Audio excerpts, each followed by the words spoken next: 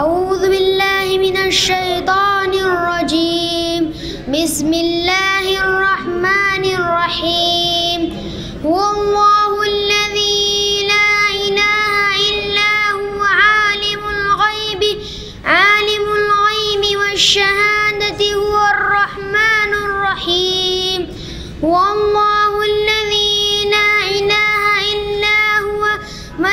إلا هو الملك القدوس السلام المؤمن المهيمن العزيز الجبار المتكبر سبحان الله عما يشركون هو الله الذي لا إله إلا هو الله الخالق البارئ المصور له أسماء الحسنى يسبح له ما في السماوات والأرض وهو العزيز الحكيم وبركاته. إن الحمد لله نحمده ونستعينه ونستغفره ونعوذ بالله من شرور أنفسنا ومن سيئات أعمالنا من يهده الله فلا مضل له ومن يضلل فلا هادي له وأشهد أن لا إله إلا الله وحده لا شريك له وأشهد أن محمدا عبده ورسوله صلى الله تعالى عليه وعلى آله وصحبه وسلم تسليما كثيرا. أما بعد فقد قال الإمام البخاري رحمه الله تعالى باب من الدين الفرار من الفتن. باب من الدين الفرار من الفتن. قال حدثنا عبد الله بن مسلمة عن مالك عن عبد الرحمن بن عبد الله بن عبد الرحمن بن أبي صعصة عن أبيه عن أبي سعيد الخدري رضي الله عنه أنه قال قال رسول الله صلى الله عليه وسلم يوشك أن يكون خير مال المسلم غنم يتبع بها شعاف الجبال ومواقع القطر يفر بدينه من الفتن. মহান আল্লাহ সমস্ত প্রশংসা যে আল্লাহ রাব্বুল আলামিন আমাদেরকে বহু নিয়ামত দান করেছেন, বরং যা কিছুই আমাদের কাছে আছে তাই আল্লাহ দান করেছেন। এমন কেউ নেই যে আল্লাহ ছাড়া আপনাকে আমাকে কিছু দিতে পারে। সালাত ও সালাম নাজিল হোক প্রিয় নবী মুহাম্মদুর রাসূলুল্লাহ সাল্লাল্লাহু আলাইহি ওয়াসাল্লামের উপর, যার মাধ্যমে আল্লাহ আমাদেরকে হেদায়েত নসিব করেছেন। বলুন আলহামদুলিল্লাহ। আজকে সহিহ আল বুখারীর কিতাবুল ঈমানের পর্ব নম্বর 6, সফর মাসের 26 তারিখ 1441 হিজরি। অধ্যায় হচ্ছে, ইমাম বুখারী রাহিমাহুল্লাহ বলছেন বাবুন মানে হাজা বাবুন, এটি হচ্ছে এমন একটি অধ্যায় যাতে আলোচিত হয়েছে এই বিষয়টি, তা হচ্ছে মিনাদ্দিনে আল ফিরার মিনাল ফিতান। দিনের অন্তর্ভুক্ত হচ্ছে ফিতনা থেকে পালায়ন করা, ফিতনা থেকে দূরে থাকার চেষ্টা করা।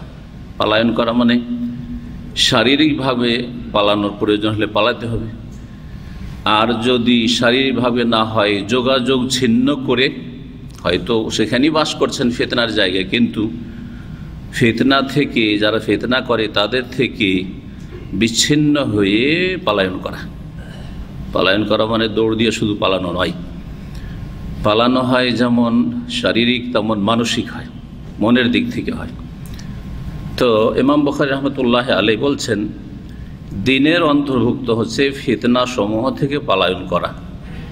এখান থেকে তিনি কি বলতে চাইছেন? বলতেই চাইছেন যে দিন হচ্ছে আল্লাহর কি, আল্লাহর মনোনীত দিন কি? ইসলাম। আর ইসলাম আর ঈমান দুটোতে পার্থক্য আছে না? একই জিনিস, ভাব অর্থে একই জিনিস। সুতরাং খোলাসা সার কথা এই যে যেটা দিন সেটাই ইসলাম, আর যেটা ইসলাম সেটাই হচ্ছে ঈমান।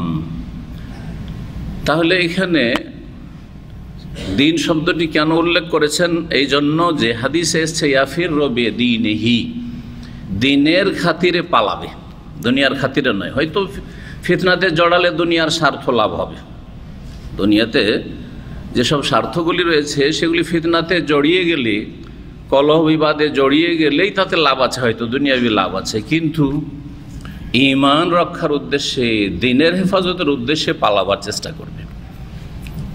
তো শব্দটি এসছে ইয়াফিরু বিদিনিহি, দিনকে নিয়ে পালাবে, দিনের হেফাজতের জন্য পালাবে, মিনাল ফিতান, ফিতনা সমূহ থেকে।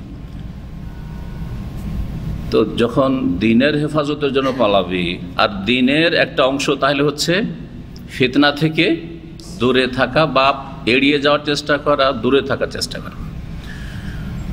আর দিন যখন ঈমান ইসলাম, তখন এর অর্থ এই দাঁড়াইলো যে ঈমানের অন্তর্ভুক্ত। তাহলে এর আসল অর্থ এখন আসেন, মিনাদ দিন মানে মিনাল ঈমানে, ঈমানের একটা অংশ হচ্ছে ফিতনা থেকে পলায়ন করা।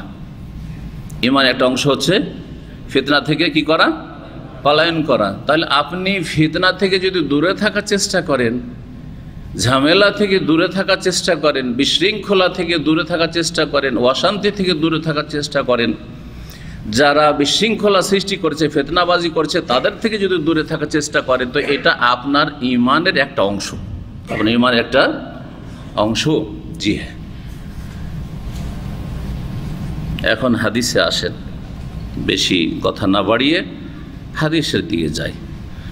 প্রখ্যাত সাহাবী আবু সাঈদ খুদরি রাদিয়াল্লাহু তাআলা আনহু থেকে বর্ণিত, আন্নাহু ক্বালা, তিনি বলছেন, ক্বালা রাসূলুল্লাহ সাল্লাল্লাহু আলাইহি ওয়াসাল্লাম, রাসূলুল্লাহ সাল্লাল্লাহু আলাইহি ওয়াসাল্লাম বলেছেন, ইউশিকু আন ইয়াকুনা খায়রা মালিল মুসলিম গানাম, সম্ভাবনা রয়েছে, ইউশিকু মানে সন্নিকটে রয়েছে, জি খুব তাড়াতাড়ি এই সময়টা আসছে, যেভাবে অর্থ করেন আপনি, আওশাকা ইউশিকু, এগুলোকে বলা হয় আফআলে মুকারাবা, আরবি গ্রামারে বা সারফে না হতে কি বলা হয় এগুলোকে? আফআলে মুকারাবা, ফেলে মুকারাবা, মানে যেই কাজটা হতে যাচ্ছে বা যেই অবস্থাটা তৈরি হতে সেটা খুব কাছে, মুকারাবা করিব থেকে। তো ইউশিকু মানে খুব সম্ভাবনা রয়েছে, দ্রুত হতে যাচ্ছে কি এই অবস্থা, সেটা কি? আই ইয়াকুনা খায়রা মালিল মুসলিম, মুসলিমের সবচাইতে উত্তম সম্পদ হবে গানামুন, বকরি ছাগল। এমন একটা যুগ আসবে যেই সময় একজন মুসলিমের মূল্যবান সম্পদ হবে, সবচাইতে উৎকৃষ্ট ভালো মালধন হবে, সম্পদ হবে কি? ছাগল। সেই ছাগল, গানাম শব্দটি ব্যাপক, শাতুন বা মাজুন অর্থাৎ বকরা বকরিকেও সামিল, আবার ভেড়া ভেড়ি যেটা মেষ বলে সেটাকেও সামিল, আর দুম্বাকেও সামিল। গানাম শব্দটি কিন্তু এই শেরে সবগুলিকে সামিল। পক্ষান্তরে যখন মাছ বলবেন তখন খাসি, বকরা, পাঁঠা, আর যখন শাতুন বলবেন তখন পাঁঠি। এগুলো হচ্ছে আরবিতে পার্থক্য শব্দের। তো বলছেন যে এমন একটা সময় আসতে যাচ্ছে, ইউশিকু অচিরে আসতে যাচ্ছে, সেই সময় মুসলিমের সবচাইতে উত্তম সম্পদ হবে বকরি ছাগল। বকরি ছাগল, সুবহানাল্লাহ, বকরি ছাগলটা সবচাইতে উত্তম সম্পদ হবে। এখন এটা কেউ মনে করেন না, তাই না? দেখুন যার কাছে বড় বড় বিজনেস ব্যবসা আছে, তারপরে আরও কিছু ইনকাম সোর্স যেগুলো, তারপর একটা হচ্ছে গ্রামের জীবন, একটা হচ্ছে শহরের জীবন। আজকাল মানুষ গ্রামমুখী না শহরমুখী? শহরমুখী। দ্রুত এমন একটা অবস্থা আসতে যাচ্ছে, সেই সময় শহরে সবচেয়ে বেশি অশান্তি থাকবে, শহর থেকে গ্রামে পালাবার চেষ্টা করবে। গ্রামেও শান্তি নেই, গ্রামেও শান্তি নেই, ওখান থেকে কোথায় পালাবে? ইয়াতবাউ বিহা শাফাল জিবাল, সেই বকরি ছাগল নিয়ে সে চলে যাবে শাফাল জিবাল, পর্বত সমূহের চূড়াগুলিতে। পাহাড়ি এলাকা তো নয়, পাহাড়ের নিচেও না, আর পাহাড়ের একটু সাধারণ পাহাড়ের নয়, একবারে পাহাড়ের চূড়াতে বকরি নিয়ে পালিয়ে চলে যাবে। তাহলে কত ফিতনা হবে, আর হতে যাচ্ছে, আর হচ্ছে, হয়েছেও, শুরু হয়ে গেছে ফিতনা। ফিতনা শুরু হয়েছে ওমর রাদিয়াল্লাহু তাআলা আনহুর শাহাদাত থেকে, আপনাদেরকে বলেছি। কিন্তু ওমর রাদিয়াল্লাহু তাআলার শাহাদাত হয়েছিল কাফেরের হাতে, আর মুসলিমদের সাথে কলহ বিবাদ লড়াই এটা শুরু হয়েছিল উসমান রাদিয়াল্লাহু তাআলা আনহুর শাহাদাতের মাধ্যমে। তার আগে কিন্তু হয়নি। প্রথম মুসলিমদের মধ্যে কলহ বিবাদ শুরু এই উম্মতের উসমান রাদিয়াল্লাহু তাআলার শাহাদাতের মাধ্যমে। আর এই যে ফিতনার দরজা, আর মূলত ফিতনার অনেকগুলি অর্থ রয়েছে, অনেকগুলি অর্থ রয়েছে, খুব ব্যাপক ফিতনা, কিন্তু তার মধ্যে প্রসিদ্ধ যে অর্থটি সেটা হচ্ছে মুসলিমদের আপোষের কলহ দ্বন্দ্ব। সেটা দলীয় দ্বন্দ্ব হোক, রাজনৈতিক দ্বন্দ্ব হোক, অথবা অন্য রকমের কোনো দ্বন্দ্ব হোক, আপোষে মুসলিম মুসলিমকে খুন করবে, মুসলিম মুসলিমের সাথে মারামারি করবে, মুসলিম মুসলিমের ক্ষেত্রে শত্রুতায় সোচ্চার, আর কাফেরদের কাছে ভিজা বিড়ালের মতো। জি, কাফেরদের ক্ষেত্রে খুব নরম, সেখানে গিয়ে বেদিনদের ক্ষেত্রে খুব নরম, হ্যাঁ, তারপরে বদ্দিনদের ক্ষেত্রে, মুশরিক আর বেদাতীদের ক্ষেত্রে খুব দুর্বল। ওখানে কিছু বলার আর কোনো সংশোধনের ক্ষমতা নেই। শিরকের বিরুদ্ধে, বেদাতের বিরুদ্ধে, আর শিরক আর বেদাতের প্রচার প্রসারকারী বেদাতি বক্তাদের বিরুদ্ধে, ওদের বিরুদ্ধে ওদের কোনো তৎপরতা নেই। যা আছে আপোষে সই আকীদার লোকদের মধ্যে দেখেন না কোথাকুথি দলীয় কন্দল আর লড়াই আর ফিতনা দেখেন আপোষের। জি, তো এগুলি শুরু হয়েছে কখন? নতুন কিছু নয়, ওসমান রাদিয়াল্লাহু তাআলা আনহুকে শহীদ করেছে এক শ্রেণীর ফিতনাবাজরা। আর এই ফিতনাবাজদের সাথে সবাই কিন্তু ফিতনাবাজ হয় না, ফিতনাবাজ দু চারজন হয় যারা ডিলিং করে, নেতৃত্ব দেয়, লিডারশিপ তাদের হাতে থাকে। আর ওই ফিতনাতে কিছু সাদাসিধা মানুষ জড়িয়ে যায়।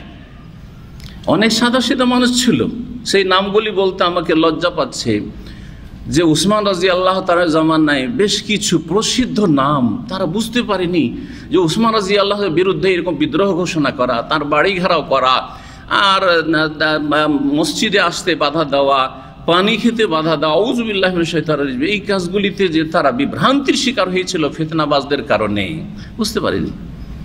আপনাদের মধ্যে এরকম কিছু সাদাসিধা মানুষ আছে যারা দু চারজন ফিতনাবাজ সব জায়গায় আছে, আর এখানেও আছে, ইসলামী সেন্টারও আছে, তাদের কারণে এই ফিতনায় জড়িয়ে গেছে। সাবধান হয়ে যান এইসব ফিতনা থেকে, সাবধান হয়ে যান এইসব ফিতনা থেকে, না হলে নিজেদের ক্ষতি করবেন। জি, তো বলছেন রাসূলুল্লাহ সাল্লাল্লাহু আলাইহি ওয়াসাল্লাম খুব গুরুত্বপূর্ণ কথা, সবচাইতে উত্তম সম্পদ হবে কি? বকরি ছাগল। আজকাল গ্রামে যদি বাস করেন, বকরি ছাগল দিয়ে পেটের ভাত হবে না, ঠিক না? গ্রামেও যারা বাস করছে তাদের একসময় সম্পদ ছিল বকরি ছাগল। আমার মনে পড়ে না, কিন্তু আমার আব্বা গল্প করেন, আমার দাদার 400-500 ছাগল ছিল। আমার দাদার 400-500 ছাগল ছিল। গ্রামে বাড়ি ছিল, আর চারণভূমির তো অভাব ছিল না সেই যুগে, খোলা মাঠ। জি হ্যাঁ, আমার আব্বা প্রাইমারি স্কুলে পড়তে যেতেন, সকালে বাধ্য করা হয়তো আমার দাদার পক্ষ থেকে যে আগে বকরি চড়িয়ে আয় আর তারপর স্কুলে যায়। আমার আব্বা খুব দুঃখ করে গল্প করতেন যে আমাকে আমার আব্বা লেখাপড়া করতে দেয়নি, তোমাদেরকে তো আমি পড়ার সুযোগ করে দিয়েছি, তোমাদেরকে কোনো কাজে লাগাইনি। এটা বড় নিয়ামত আল্লাহ রাব্বুলের পক্ষ থেকে, আর বাপের বড় এহসান আমি জীবনে কিন্তু ভুলি না, যে আমাদেরকে একটিও কাজ সংসারের করতে দেননি পড়াশোনা ছাড়া। জি, জাযাকুমুল্লাহ খায়র, রাব্বির রহমহুমা কামা রাব্বায়ানি সাগীরা। তো দুঃখ করে একদিন বলছিলেন যে আমার পরীক্ষা ক্লাস 4-এ তখন হয়তো একটা এই পরীক্ষা হতো, যেটাকে সেন্টার, তখন সেন্টার হইতো ক্লাস 4-এ, প্রাইমারি শেষ পশ্চিমবঙ্গে। আজকে থেকে কতদিন আগে আমার আব্বা যখন প্রাইমারিতে, আজকে 80 বছর বয়স আমার আব্বার প্রায়, হ্যাঁ 80-85 তার বেশি হয়ে গেছে। প্রাইমারিতে ক্লাস 4-এ পরীক্ষা দিতে যাবে, নিজের প্রাইমারি স্কুল থেকে হাই স্কুলে সেন্টার পড়েছে, ওখানে পরীক্ষা দিতে যাবে। পরীক্ষা দিতে আগে বকরি সকালে চড়িয়ে আয়, আর তারপরে তখন পরীক্ষা দিতে যায়। শিক্ষার মূল্য বুঝতো না আগে মানুষ, শিক্ষার মূল্য বুঝতো না। আমার দাদাকে একসময় পেয়েছি, দাদাকে তখন বলতাম আমি যে দাদা আপনারা কত ভুল করেছেন, আপনাদের এইসব জমি জায়গা অনেক দামি জমি জায়গা ছিল, এগুলো বিক্রি করে গ্রাম অঞ্চল, আরও গ্রাম অঞ্চলে যেখানে সস্তা 1 বিঘা বিক্রি করে 4 বিঘা পাওয়া যায়, ওখানে চলে গেছেন। এটা না করে এগুলো বিক্রি করে আপনারা যখন বিক্রি করে আজকে থেকে 50 বছর আগে গেছেন, যদি আপনি সৌদি আরব চলে যেতেন, মক্কা চলে যেতেন, মদিনা চলে যেতেন। আমি বলতাম, কিন্তু তখন আমি পেয়েছি মদিনা আসার সময় আমার দাদাকে পেয়েছি, তো বলতাম যে এই কাজটা যদি করতেন যেটা এখন আমি চিন্তা করছি, তাহলে আমাদের ভাগ্যটা কত চমকে যেত। হ্যাঁ, কিন্তু আপনারা ওই শুধু জমি জমি জমি বকরি ছাগল এই করেছেন আপনারা। দাদাকে বলতাম, দাদা বলতো যে ভাই, আমাদের দেশে আবার হ্যাঁ নাতি পোতাকে তো ভাই বলে, তাই না? ভাই ওইসব কি আর বুঝতাম, তোমরা যা বুঝছো ওইসব কি আর বুঝতাম? কথা বুঝতে পারছেন? সুবহানাল্লাহ। তো একটা সময় ছিল, এর উদাহরণ দিতে গিয়ে, যে ছাগল গ্রাম অঞ্চলে কি ছিল, এটা মূল্যবান সম্পদ ছিল। আবার ওই সময় আসতে যাচ্ছে, এটা বলিয়েন না যে আমরা এখন গাড়িতে চড়ে নিয়েছি, গাড়ি থেকে নামবো না, প্লেনে চড়ে নিয়েছি, প্লেন থেকে নামবো না। আল্লাহ গাধার পিঠে নামাইবেন একসময়। গাধার পিঠে নবী করিম সাল্লাল্লাহু আলাইহি ওয়াসাল্লামের মানুষ চড়েছে, এখানেও চড়েছে আজকে থেকে 60 বছর আগে। এখানে এই যে মসজিদ ফরাজ যে মসজিদটা আছে, শেখ আব্দুল আজিজ আল জৌফ জি এই গল্প করে যে আমার আব্বার সাথে আমরা গাধার পিঠে চড়েছি, বেশি দূরে যেতে হবে, দাম্মাম শহরে আজকে থেকে 50 বছর আগে গাধার পিঠে তারা চড়েছে। গাধার পিঠে চড়ে গাধার পিঠে আমরা ইট নিয়ে আসতাম, দিয়ে বাড়ি তৈরি করতাম। এই দওয়াসের লোক এখনও বেঁচে আছেন এই মসজিদের ইমাম জি। তো কখনো ভাবিয়েন না যে আমরা যেমন আল্লাহ কিছুটা সুখ দিয়েছি, হ্যাঁ কিছুটা আর্থিক সচ্ছলতা দিয়েছি, তো এইরকমটাই সবসময় থেকে যাবে। হঠাৎ আল্লাহ রাব্বুল আলামিন ইউকাল্লিবুল লাইলা ওয়ান নাহার, রাত দিনের আবর্তন বিবর্তনকারী, কখন যে পরিবর্তন চলে আসে, দ্রুত পরিবর্তন চলে আসে সুবহানাল্লাহ। শুধু আপনার আর্থিক পরিবর্তন নয়, সামাজিক পরিবর্তন নয়, আর রাষ্ট্রীয় পরিবর্তন নয়, জি হ্যাঁ দ্বীনি পরিবর্তন যে কত আসছে এই ফিতনার যুগে। ইউসবিহু রাজুলুন মুমিনান ওয়া ইউমসি কাফিরান, সকালবেলা বড়ই সহি আকীদার ছিল আর বড়ই হিতাকাঙ্ক্ষী ছিল, সন্ধ্যাবেলা ও দুশ্মন সহি আকীদার দুশ্মন, সহি আকীদার আলেমের দুশ্মন, আর তারপরে বিভিন্ন ফিতনায় জড়িয়ে গেল। জি হ্যাঁ, কিয়ামতের আলামত। তো হাদিস সুবহানাল্লাহ, এই হাদিসটা অত্যন্ত গুরুত্বপূর্ণ। ইয়াতবাউ বিহা শাফাল জিবাল, মানুষ শখ করে কেউ পাহাড়ে চূড়ায় পালায়, শহরে বাড়ি আছে, গ্রামে বাড়ি আছে, বাড়ি ঘর ছেড়ে বকরি ছাগল নিয়ে কোথায় পালাবে? পাহাড়ের চূড়ায় পালিয়ে যাবে, পাহাড়ের একটু নিচের দিকেও থাকবে না, যাতে করে ফিতনাবাজ লোকেরা ওদেরকে না পেয়ে যায়, ঝামেলায় না ফেঁসে যায়, মারামারিতে না ফেঁসে যায়, কলহ বিবাদে না ফেঁসে যায়, ঈমান না হারিয়ে দেয়, বিশেষ করে ঈমানের খাতিরে। আর জান না বাঁচলে ঈমানই কি বাঁচাবে না? হ্যাঁ, ঈমান বাঁচানোর জন্য জান বাঁচানো জরুরি, ঈমান বাঁচানোর জন্য জান বাঁচানো জরুরি। যদি জানি না বাঁচে তাহলে আর কি ঈমান, এখানে তো শেষ। তো দুটোই অত্যন্ত জরুরি। একটা যদিও দুনিয়াবি নিয়ামত, পাহাড়ের চূড়ায় চলে যাবে, আর কোথায় যাবো? মাওয়াকিআল কাতরে, বৃষ্টি বর্ষণের এলাকায় চলে যাবে। কারণ বকরি ছাগলের জন্য কি লাগবে? ঘাস লাগবে, চারণভূমি লাগবে। আর বৃষ্টি বর্ষণ না হইলে আরব দেশের এই বালিতে আর পাথরে মরুভূমিতে ঘাস জন্মিবে না। সুতরাং যেই এলাকায় বৃষ্টি হয় ওই এলাকায় বকরি ছাগল নিয়ে কি করবে? পালায়ন করবে। এখনো আপনারা হয়তো জানেন না, এখনো আরব দেশে বড় বড় বকরির পাল আছে, ছাগলের পাল আছে হাজার হাজার, এক এক মালিকের হাজার হাজার বকরি ছাগল আছে, 500 থেকে 1000 বা তারও বেশি উটের পাল আছে। আমাদের এক দিনী ভাই একেবারে নিরক্ষর, কিন্তু একেবারে নিরক্ষর, কুয়েতে তার কফিল, আর সে হাফরুল বাতেন থেকে শুরু করে আর রাফা এই এলাকাগুলিতে, হাফরুল বাতেন থেকে শুরু করে আর রাফা তাবুক এই এলাকাগুলিতে উট চড়ায়। আর উট যারা রাখাল চড়ায় তাদের সে হচ্ছে হেড, তাকে মালিক এত বিশ্বাস করে কুয়েতের মালিক যে 500-700 উট সব এই আমাদের দিনী ভাইয়ের মালিকানাতে ছেড়ে দিয়েছে। আর একটা অক্ষর বাংলাও জানে না, আরবিও জানে না। সে আমার সাথে ইসলামিক সেন্টার দাম্মামে দেখা করতে এসছে, শুধু দেখা করতে, কফিলের কাছে পারমিশন নিয়ে যে আমি হেদায়েত পেয়েছি আজকে থেকে 7 বছর আগের ঘটনা, আমি হেদায়েত পেয়েছি এই ইসলামিক সেন্টার দাম্মাম থেকে, সুতরাং এখানে একবার দেখা করতে যাব। এই তাকে ছবি টবি দেখিয়েছে, প্রথম অডিওর দিকে অডিও শুনতো 2005-এর আগে থেকে।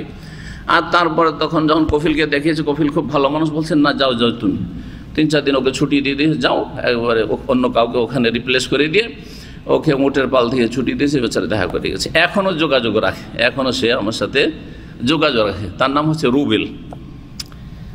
কত যে অভাবী ছিল, বলছে যে আমার আব্বার ভিটে মাটিও ছিল না, বড়ই অভাবের জিন্দেগি ছিল, আর ইয়েতিম হয়ে গেছিলাম। ঢাকার এক চায়ের দোকানে চায়ের কাপগুলি ধুইতাম, দিয়ে রুজি রোজগার করে মাকে খাওয়াইতাম। আল্লাহু আকবার। তো লেখাপড়ার কোনো সুযোগ পাইনি, প্রাইমারি স্কুলে ক্লাস 1টাও পড়ার সুযোগ পাইনি, ক খাও লিখতে জানি না। আর দেখতে আপনাদের আমাদের এখানে যতগুলো লোক তার চাইতে মনে হয় বেশি সুন্দর হবে, এত সুন্দর সে টল ফিগার লোক, একবার সুঠা মানুষ, আর বড় দাড়ি, মাশাআল্লাহ, যেমন দাড়ি দেখছেন আমাদের এর চাইতে কম না দাড়ি, মাশাআল্লাহ, সুবহানাল্লাহ। এই জন্য বলি যে হেদায়েত যে কত বড় নিয়ামত।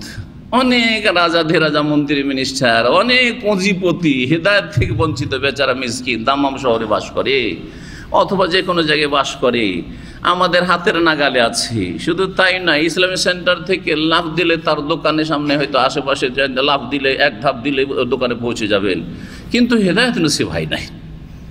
শিক্ষা মার্কেটে কত পুঁজিপতি আছে বাংলাদেশ, হেদায়েত নসিব হয় নাই, অন্ধ হয়ে এসেছে আর পয়সার অন্ধ হয়ে আছে, আবার দিন থেকে সহি আকীদা থেকে অন্ধ হয়ে দেশে ফিরে চলে যাবে আর যাচ্ছেও। হেদায়েত বড় নিয়ামত। পয়সা অনেকের কাছে হতে পারে, কিন্তু হেদায়েত অত সহজ বিষয় নয়। তো সেই ভাই এখন আলহামদুলিল্লাহ আমার সাথে হোয়াটসঅ্যাপে যোগাযোগ রাখে, টেলিফোন মাঝে মাঝে করে, কিন্তু এত ব্যস্ততার জীবন হয়ে যাচ্ছে যে টেলিফোন উঠানো মুশকিল হয়ে যাচ্ছে। আল্লাহ যেন ভালো রাখে, বাচ্চা রাখেন। তো আসল কথা যেটা বলতে গিয়েছিলাম, এই ঘটনা বললাম, আমার প্রত্যেকটা ঘটনাতে কিছু শিখার বিষয় থাকে, যে আল্লাহ কোথা থেকে কোথায় নিয়ে যেতে পারে এই ছেলেটাকে। জি হ্যাঁ, তো এই লোক হাফরুল বাতান থেকে শুরু করে এক জায়গায় থাকেন না, যেখানে ঘাস হয়, যেখানে বৃষ্টি হয়, সেখানেই উটের পাল নিয়ে চলে যায়। কখন হাফরুল বাতিন এলাকায়, তো কখনো রাফা এলাকায়, কখন আর পৌঁছে গেছে, কখনো তাবুক পৌঁছে গেছে, কখন আল জফ সাকাকা পৌঁছে গেছে। এসব এলাকা যারা সৌদি আরবের মানচিত্র বুঝে তারা বুঝবে যে এই এলাকাটা হচ্ছে বৃষ্টির এলাকা, অনেক সময় বরফ পড়তে লাগে, ঠান্ডা এলাকা, তারপরে এলাকাতে ঘাস হয়, এই এলাকাতে দেখেন আপনার চারণভূমি আছে ইত্যাদি, কিন্তু সবসময় থাকে না। জি, যেখানে থাকে সেখানে চলে যায়, বেদুইনদের মতো জীবন। জি, তো একটা যুগ এমন আসবে, কি বলছেন রাসূলুল্লাহ সাল্লাল্লাহু আলাইহি ওয়াসাল্লাম, মানুষ নিজের সবচেয়ে উত্তম সম্পদ নিয়ে, কারণ বকরি ছাগল নিয়ে পাহাড়ের চূড়ায় চলে যাওয়া সহজ, বকরি ছাগল নিয়ে চারণভূমি যেখানে আছে, বৃষ্টি বর্ষণ হচ্ছে, ওই এলাকায় চলে যাওয়া সহজ, কিন্তু স্বর্ণ চাঁদি যদি থাকে নিয়ে যাওয়া যাবে না।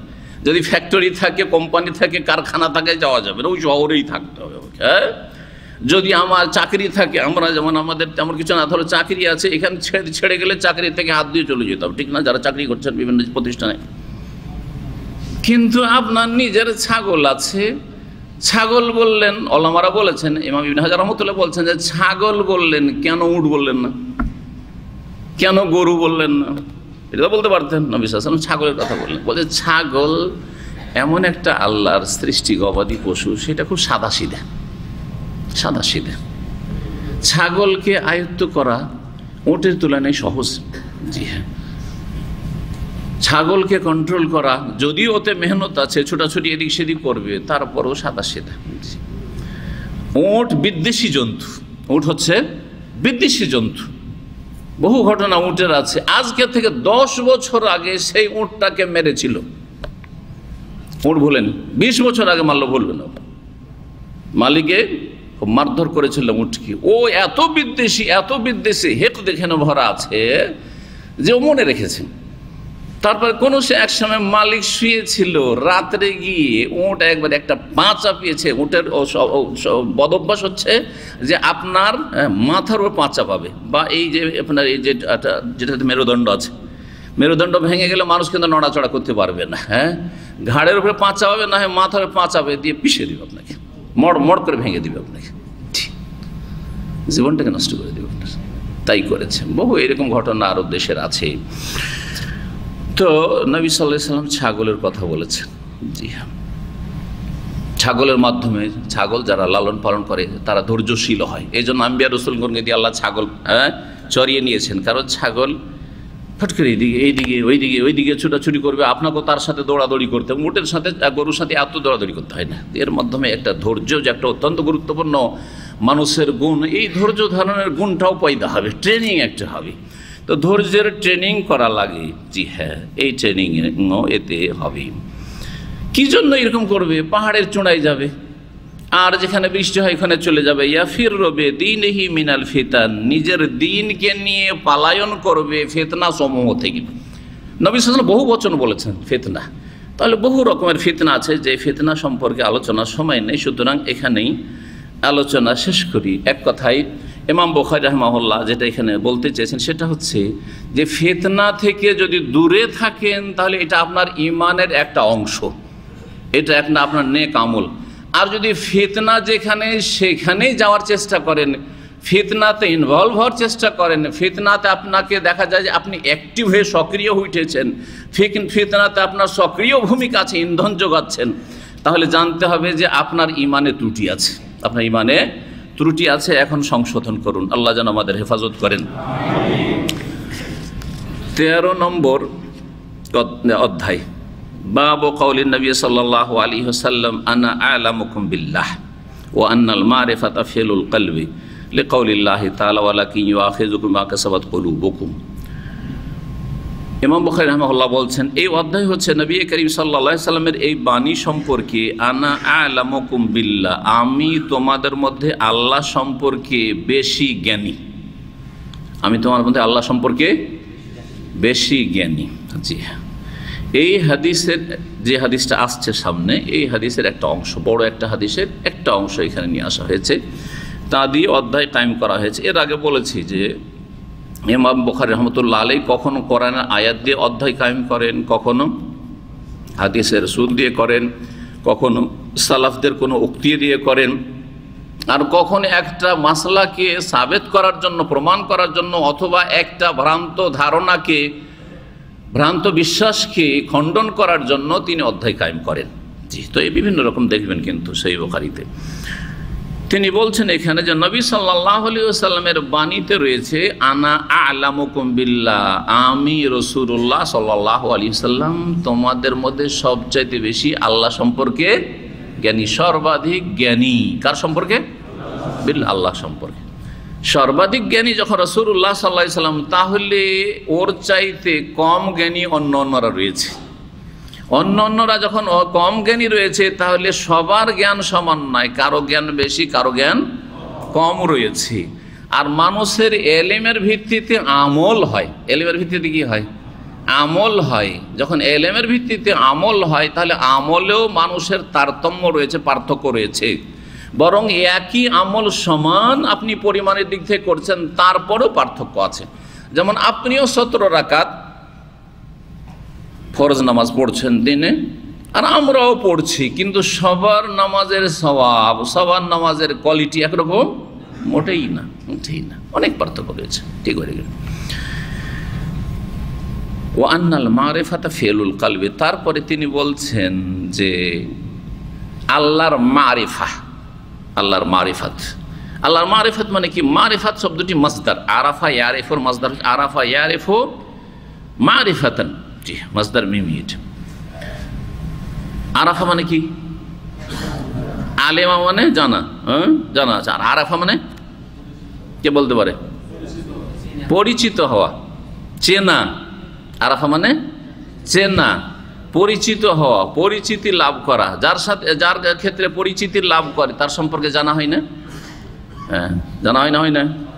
তো মারিফাত, ইলম আর মারিফা, জ্ঞান অর্জন করা আর মারিফাত। মারিফাতের সম্পর্ক বিশেষ করে অন্তরের সাথে, অমুককে আমি চিনি আর অমুককে আমি জানি, দুটো শব্দ আমরা ব্যবহার করি, যদিও প্রতিশব্দ হিসাবে আমরা ব্যবহার করে থাকি, কিন্তু কিছুটা পার্থক্য রয়েছে আম খাসের। বলছেন যে অন্নাল মারিফা মানে মারিফাত আল্লাহ, আল্লাহকে চেনা বা আল্লাহর পরিচয় লাভ করাটা কিসের কাজ? বলছে ফেলুল কালবে, হৃদয়ের কাজ। আল্লাহর পরিচয় লাভ করাটা কিসের কাজ? হৃদয়ের কাজ। কাজ যে অঙ্গ, অন্তরের কাজ হচ্ছে আল্লাহ সম্পর্কে পরিচিতি লাভ করা। এখন আল্লাহর পরিচয় কেমন করে লাভ করবেন? দেখেন, সুফিদের এই টার্মটা আছে, 4টি কথা তাদের ভাষায় আছে। এটা হচ্ছে কি? তরিকত, মারিফত, হাকিকত আর শরীয়ত, আছে না? শরীয়ত মানে মাসলা মাসাইল। আবু হানিফা শুধু শরীয়তের আলেম, আর বাকি 3টার খবর ছিল না, বলছে ফকিহ তিনি। হ্যাঁ, ইমাম আজম কিসের? ফিকহের ইমাম আজম। তার মানে সলুকের, আধ্যাত্মিকতা, রুহানিয়তের এলেম তার কাছে ছিল না, সেই জন্য সে মারিফতি আলেম নয়। সুতরাং হাকিকাতে পৌঁছিতে পারেনি, আর তরিকত ধরেনি। তরিকা মানে রাস্তা, মানে পীরদের রাস্তা ধরতে হবে, সুফিয়ানা রাস্তা ধরতে হবে। বোঝা গেছে কি না? তাহলে তখন মারিফাত হাসিল হবে। যখন মারিফাত হাসিল হবে, তখন আল্লাহর হকিকতে পৌঁছে যাবেন। এগুলো হচ্ছে সুফিদের ভণ্ডামি, যার হদিস কোরআন হাদিসে পাবেন না আপনি। কথা বোঝা গেছে না? এটা হচ্ছে সুফিদের ব্যাখ্যা মারিফতের। আর কোরআন এবং হাদিসের ব্যাখ্যা শুনে ভালো করে, আমাদেরকে মারিফাত হাসিল করা ফরজ আল্লাহর, কিন্তু কোন মারিফাত? মানে আল্লাহর সাথে পরিচিতি লাভ করা, আল্লাহ সম্পর্কে জানা, হ্যাঁ, আল্লাহর সাথে আপনার রিলেশন আছে, সম্পর্ক আছে। মারিফাতের মানে চেনা পরিচয় ব্যক্তি, যাকে যত বেশি চেনেন আপনি তার সাথে তত বেশি আপনার রিলেশন, স্বাভাবিক তাই না? একজন স্ত্রী স্বামীকে সবচেয়ে বেশি জানে অন্য লোকের চাইতে। বাপ মা অতটা ছেলে মেয়ে সম্পর্কে জানবে না বিবাহ হয়ে যাওয়ার পরে, যতটা স্ত্রী জানছে, তাই না? ওইরকম স্ত্রী সম্পর্কে স্বামী সবচেয়ে বেশি জানে। আর তারপরে তখন বাপ মা ছেলে মেয়ে সম্পর্কে জানে যে কোনটা আমার কি ধরনের ছেলে মেয়ে, তাই না?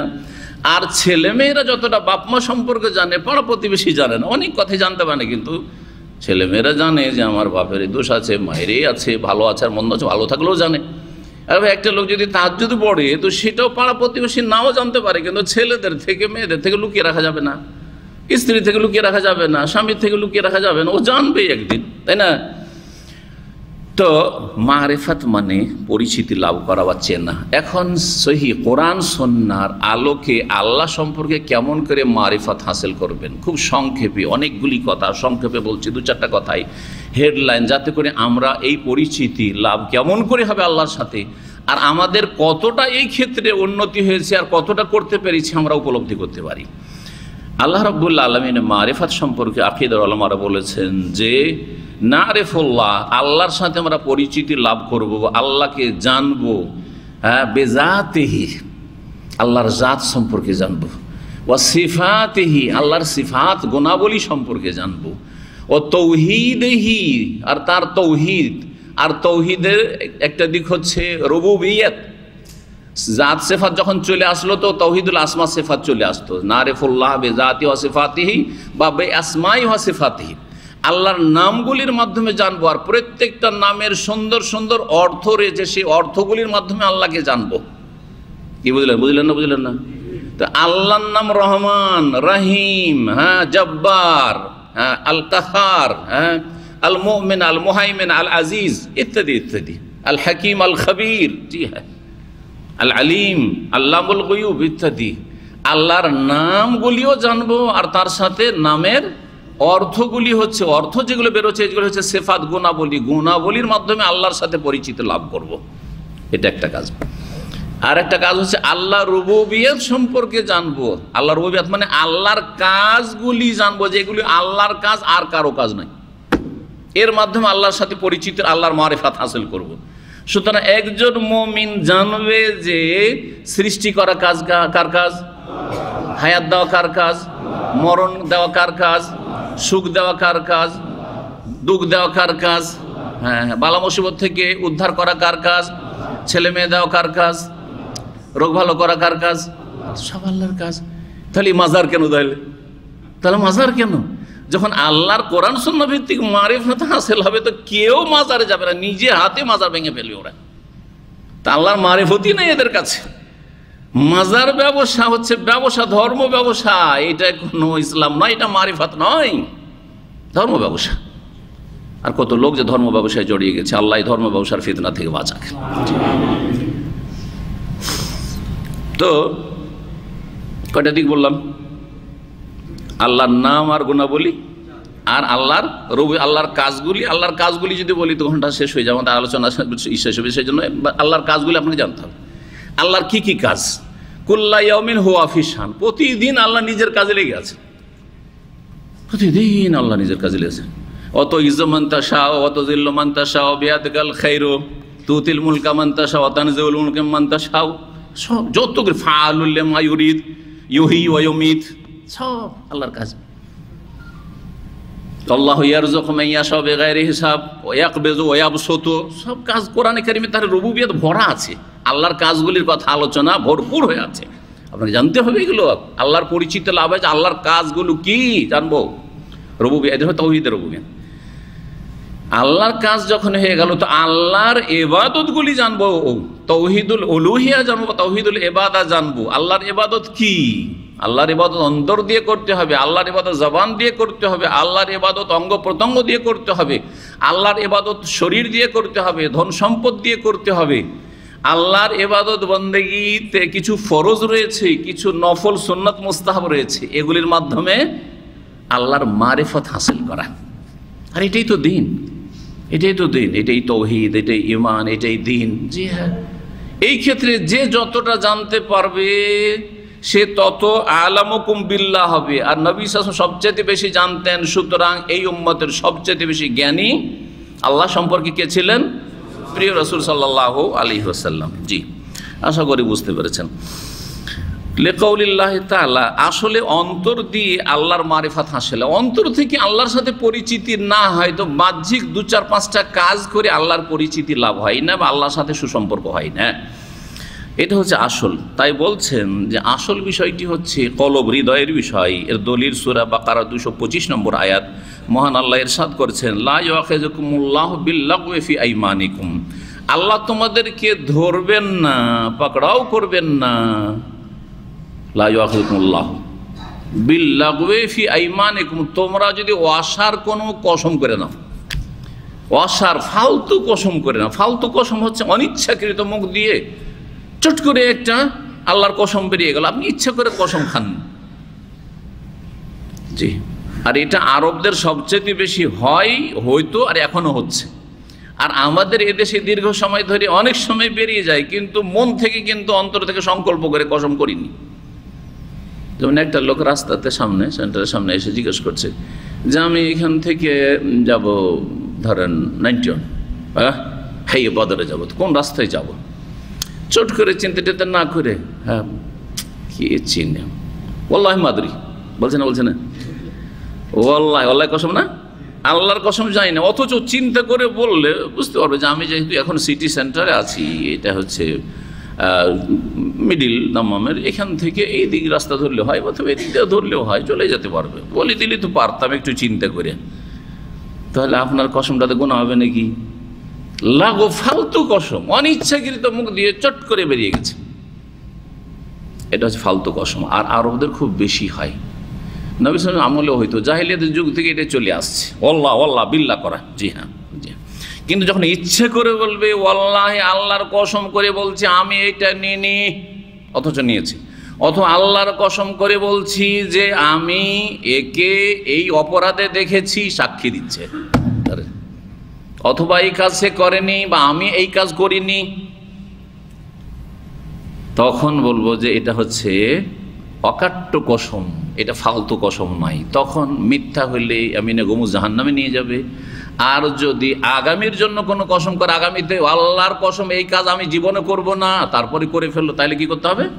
কাফারা দিতে হবে। কসম কত প্রকার, কত প্রকার, এত আসতে। অথচ বুলুগুল মারামে হাদিসে শুক্রবারে এসা পরে এই দর্শের ধারাবাহিক চলছে, কিছুদিন আগে হইল, একজন বললো, মধ্যে দুইজন বললো, কসম হচ্ছে 3 প্রকার। এক প্রকারে শুধু কাফারা আছে, আর আরেকটা কাবিরা গুনাহ জাহান্নামে যাবে, আর আরেকটাতে মাফ।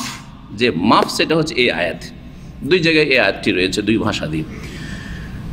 আল্লাহ ওয়াসার কসমে, লাগাও কসমে ধরবেন না, ওয়ালাকি ইউআখিযুকুম বিমা কাসাবাত কুলুবুকুম, তবে আল্লাহ তোমাদেরকে ধরবেন যখন কি করবে, বিমা কাসাবাত কুলুবুকুম, যাতে তোমাদের হৃদয় কিছু কাজ করেছে, তোমাদের হৃদয়ের কর্মের উপর আল্লাহ ধরবেন।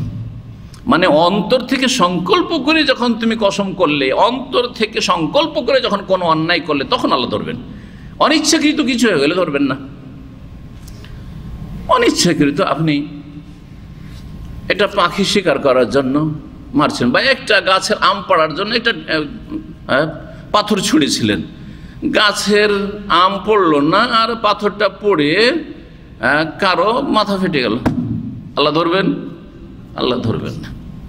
আপনি ধরবেন না মানে গোনা হবে না, আপনার গোনাগার না আপনি, কারণ ইচ্ছা করে মারেননি আপনি।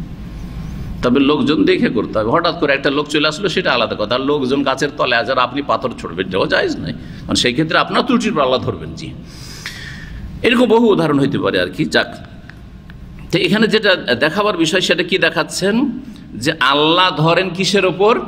অন্তরের কৃতকর্মের উপর। কাসাবাত কুলুবুক, অন্তরের, অন্তর দ্বারা যেই কর্ম করবেন সেটার উপর ধরবেন। সেটা যদি অন্যায় হয় তাহলে, আর সেটা যদি ভালো হয় তাহলে নেকি দেবেন। এই জন্য হাদিসে আছে, যদি আপনি নেকির ইচ্ছা করেন আর তারপর করতে না পারেন, তবু নেকি পাবেন না? পাবেন না? হাসানাত পুরা নেকি পাবেন। রাত্রে শুয়েছিলেন, তাহাজ্জুদ পড়াননি, তো রাত্রে শুয়েছিলেন ফজর পড়বো, আর জাগতে পারলেন না, ফজরের জামাতের নেকি পাবেন, তাহাজ্জুদের নেকি পাবেন। কারণ অন্তরে দৃঢ় সংকল্প ছিল যে ইনশাল্লাহ ফজরে উঠবো, ইনশাল্লাহ তাহাজ্জুদে উঠবো। ভালো করে শুনে রাখছেন। কিন্তু পাপিষ্ঠ অন্তর নিয়ে যদি ঘুমান, যেমন অধিকাংশ আজকালকার মুসলিমরা, এসব পরে শুইলেন ফজরটা পারবো না, ফজর পারবো না, সব পারছি ফজরটা পারছি না, তবে যদি উঠে যেতে পারি তো দেখা যাবে, পড়ে নেব, যদি উঠে যেতে পারি তাহলে পড়ে নেব। পড়তে পারলেন না, উঠতে পারলেন না, গুনাহগার হবেন না, হবেন না? হ্যাঁ, গুনাহগার হবে।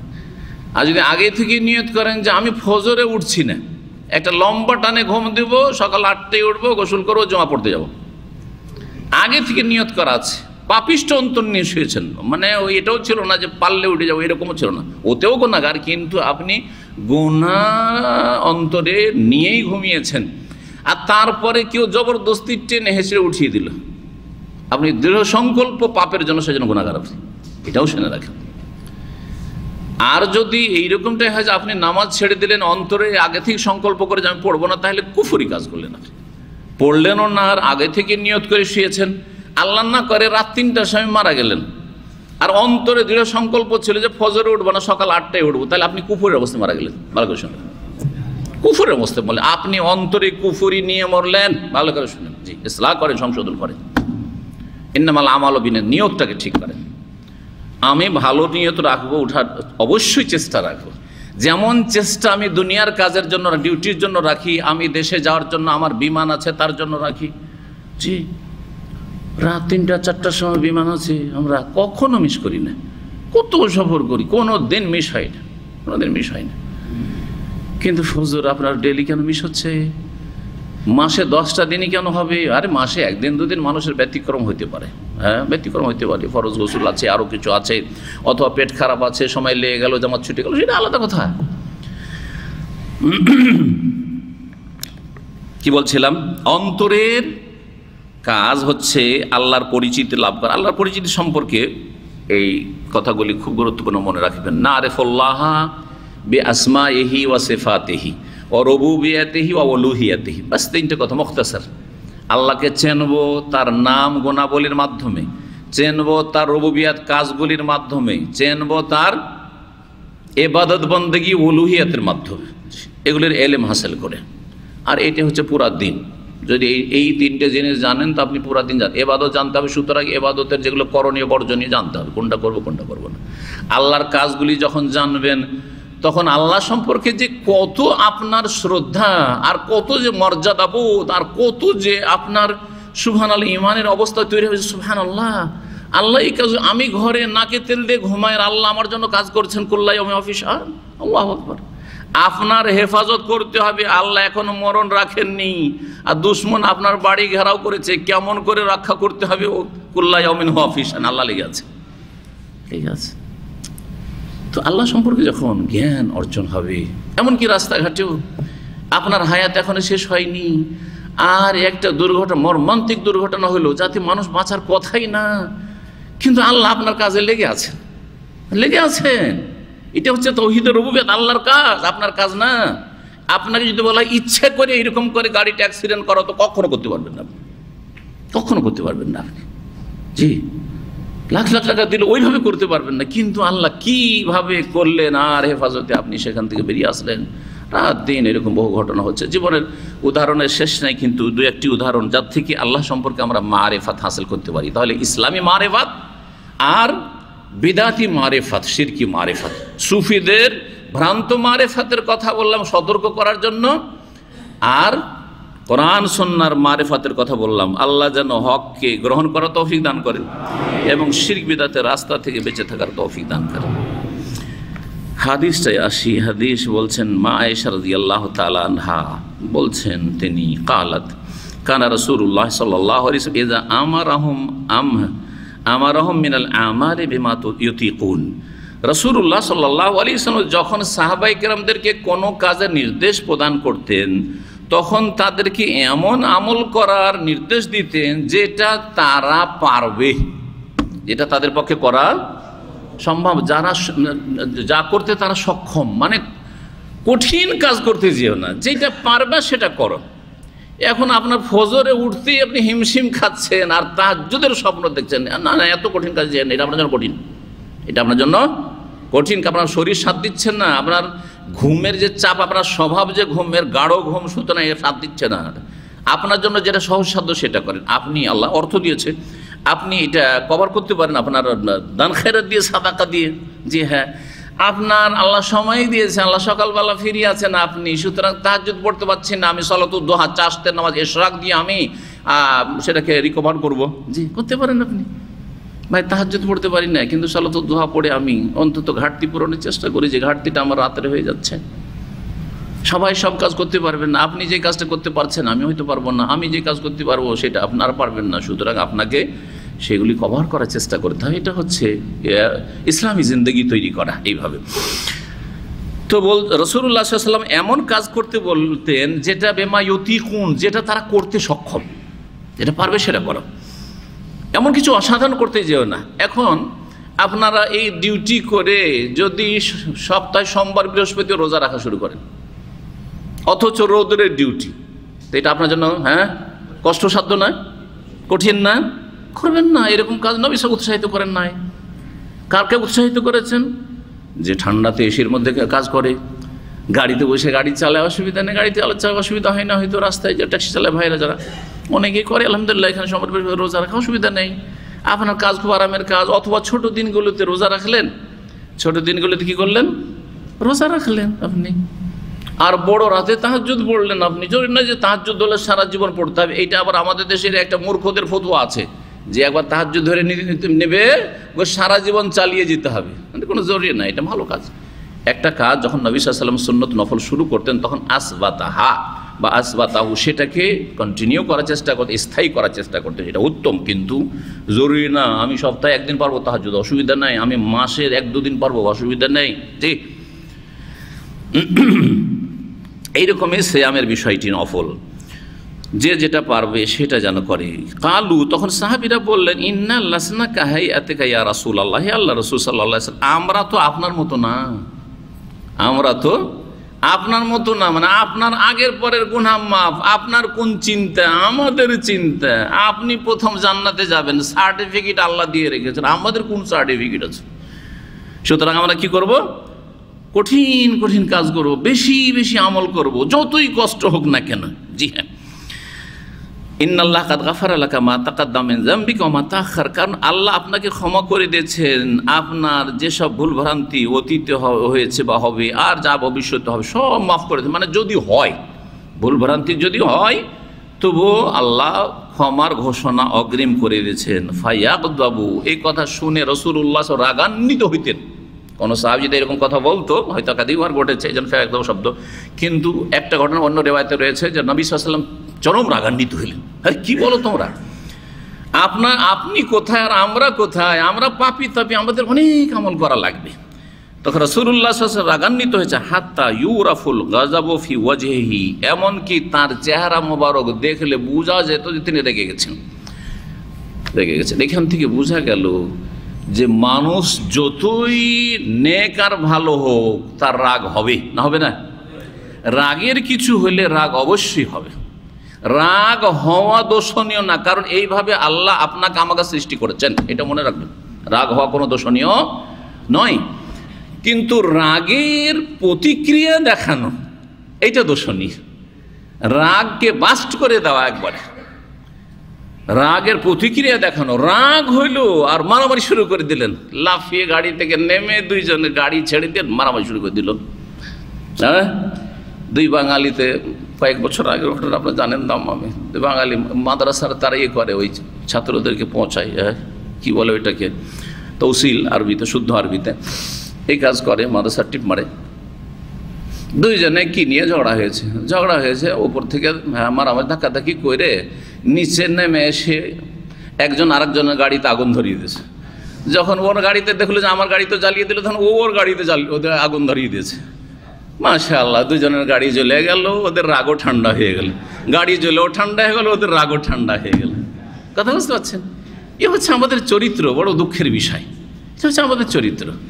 রাগের প্রতিক্রিয়া দেখেন না ভাই, রাগ হয়েছে, রাগের কাজ করেছে, রাগ হয়েছে, কিন্তু আমি তার ক্ষতি করব না, প্রতিক্রিয়া দেখাবো না, তার সাথে মানে এমন কিছু করব না যেটা এমন এক সময় আসবে হয়তো লজ্জিত হয়ে যাবে না যে আমি এই কাজটা করেছি, চরম অন্যায় কাজ করেছি, আমি নিজে এখন লজ্জিত, এরকম যেন না হয়। রাগ মানুষের হবে। সাইয়্যিদুল মুরসালিন এই কথাতে রেগে যেতেন। এমন রাগ হতো, রাগ আচ্ছা রাগ হলে চেহারা পরিবর্তন হয়, এটাও স্বাভাবিক। রাগ হলে চেহারা, রাগে চেহারা লাল হয়ে গেছে, বড়ই দোষের কাজ করে দিয়েছেন না, রাগ হয়েছে চেহারা লাল হয়েছে, অসুবিধা নেই, তাই না? তাগাইয়ার ওয়াজহু, অন্য রিওয়ায়াতে রয়েছে যে নবী সাল্লাল্লাহু আলাইহি ওয়াসাল্লাম চেহারা পরিবর্তন হয়ে যেত, চেহারা লাল বর্ণ হয়ে যেত। জি, সাদা মানুষের বেশি বোঝা যায়। সুম্মা ইয়াকুলু, তারপরে বলতেন, ইন্না আতকাকুম ওয়া আ'লাকুম আ'লামুকুম বিল্লাহি আনা, নিশ্চয়ই, ইন্না আতকাকুম ওয়া আ'লামাকুম বিল্লাহি আনা, নিশ্চয়ই তোমাদের মধ্যে সবচেয়ে বেশি আল্লাহ ভীরু মুত্তাকি এবং সবচেয়ে বেশি জ্ঞানী আল্লাহ সম্পর্কে আনা, আমি। দুটি কথা বললেন তাহলে, আমি তোমাদের মধ্যে সবচেয়ে বেশি জ্ঞানী, আল্লাহ সম্পর্কে বেশি জানি, আর আমি তোমাদের মধ্যে আল্লাহকে সবচেয়ে বেশি ভয় করি। হ্যাঁ, আল্লাহকে সবচেয়ে বেশি ভয় করি।